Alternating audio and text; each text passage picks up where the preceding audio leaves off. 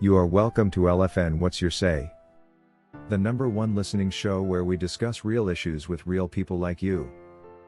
We are still featuring R. Kelly. Real name, Robert Sylvester Kelly. Also known as the R&B King.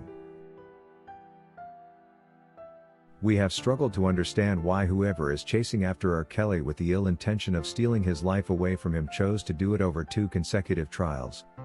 One in New York City, and another in Chicago.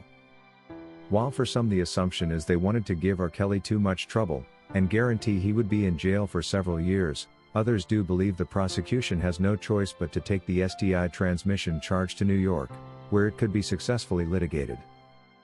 But considering most of the alleged crimes are said to have been committed in Chicago, they had to litigate the remaining part of the case in Illinois. While all this was assumed a disadvantage for R. Kelly's camp, it has turned out to be a great opportunity like we had predicted in one of our past videos, where we mentioned that this gives R. Kelly a second shot at clearing his name and changing the narrative. While R. Kelly may have unfairly lost in New York for lack of effective legal counsel, what happened in Chicago was quite the opposite.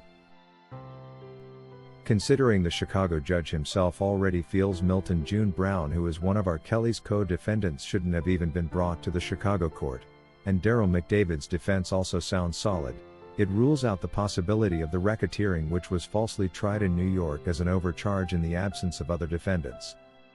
The clearance of June Brown and Daryl McDavid is therefore a recipe for R. Kelly's innocence in New York, as it effectively rubbishes all claims of racketeering against him. There can't be racketeering without an enterprise, and R. Kelly alone is no enterprise. Another benefit from the Chicago trial is the characterization of R. Kelly, which had been greatly tainted during the New York trial. Prosecutor witnesses in the Brooklyn federal court did a good job tarnishing R. Kelly's image, when they described him as an abuser and kidnapper, who kept young women hostage in his mansions and away from their families. Something that was not true. The testimonies in the Chicago trial, however, have helped put an end to this smear campaign, considering no witness described Kelly's character as bad.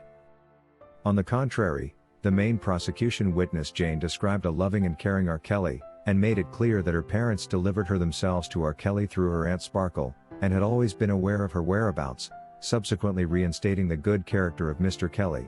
It also clears him of charges related to kidnap, and the idea that he enticed or lured the young women to himself. If they were brought to him by their own siblings, it nullifies the claims that he lured them. Once the RICO violation charges and abuse charges are out of the picture, I don't see what else would account for a 30-year sentence and $140,000 fine, even before restitutions have been computed as decided by Judge Ann Donnelly. The Mann Act violation itself doesn't hold either. The Mann Act, also commonly known as the White Slave Traffic Act, is a United States federal law that was enacted in 1910, to curb transportation of any female across stateliness for the purpose of prostitution. And I repeat, prostitution, not pleasure. Considering the definition of prostitution is agreeing to engage with someone for a fee, the charge does not hold in R. Kelly's case. There is no evidence provided by the prosecution in Brooklyn that proves R. Kelly did pay a fee for this across state line, let alone having transported anyone there for this purpose. Any kind of win in Chicago therefore would mean so much for R. Kelly's New York appeal. Meanwhile, it is also important to note that the New York case alone, even before associating it with the Chicago one, is so appealable, considering the prosecution did cling so much on the RICO violation charge, which simply can't hold with no proof of an enterprise. While the government, along with the undivided support of Judge Ann Donnelly, claims an enterprise, there is no way one can assume an enterprise but charge only one person for it. To justify an enterprise, there has to be multiple people involved, and sharing in the action of crime. For example, we should have evidence of the likes of McDavid also being involved with the same women, and these must have been recruited for this purpose, not to manage his music business, which was indeed McDavid's role. The government's claims of an enterprise are just too weak to prove R. Kelly guilty of this beyond reasonable doubt. Whatever was wrong with the jurors that handled the Brooklyn trial, I don't have a clue. I wouldn't blame the jurors much though, considering these are not lawyers and that it's the judge supposed to brief them on what the law says. Judge Ann Donnelly is therefore accountable for what transpired in the Brooklyn court.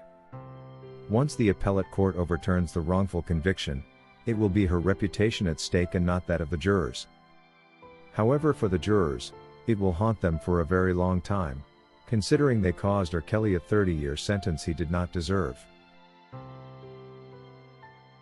Attorney Jennifer Bonjean did give the Brooklyn judge several more opportunities to correct her mistake, and she adamantly ignored her.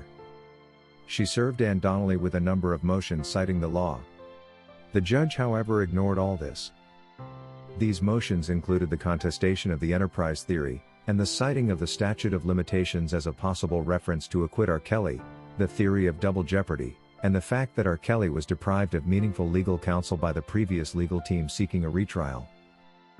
Bonjean also made a request to delay sentencing until after the Chicago trial, to allow R. Kelly make his pre-sentencing mitigations without fear of incriminating himself. All these were duly denied by the Brooklyn federal judge. We are excited for this appeal that we are bringing. Obviously, it was a hard day.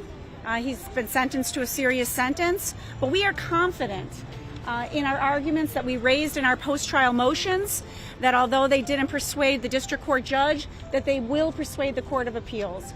We've always believed in those arguments, and we believe that this enterprise was overcharged, and that the Second Circuit Court of Appeals will see it that way.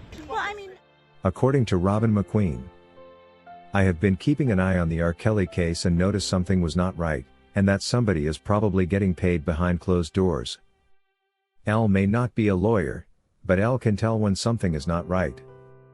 That judge that gave R. Kelly the 30-year sentence needs to review her decision and make some changes along with the prosecutors involved. The ones who lied on R. Kelly should instead be tried for lying under oath and charged accordingly. You don't do things like that to people, regardless of whether they are celebrities or not. We are human beings and not animals that you lock up in a cage for no good reason.